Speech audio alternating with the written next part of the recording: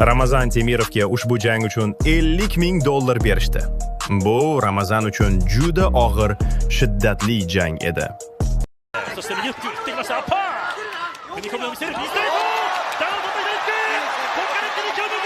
Like bosing va oxirigacha ko'ring. Hammasini aytib beraman. Ramazan Temirov Yaponiyaning Rizin turniri doirasida haqiqiy yapon samurayiga qarshi oktagonga chiqdi. Raqib tez, aniq va xavfli zarbalar bilan juda faol harakat qilardi. Birinchi raundning boshidayoq raqibning kuchli zarbasi Ramazanni muvozanatdan chiqardi. U buni bildirmaslikka harakat qildi, biroq raqib buni payqab, yana tezkor zarbalar bilan bosimni kuchaytirdi. Bir necha zarbani qabul qilgan Ramazan tikildi va shunda o'ng qo'l bilan kuchli zarba berdi. Samuray qotib qoldi. Pastdan kelgan aperkot esa raqibni bir lahzada uxlatdi.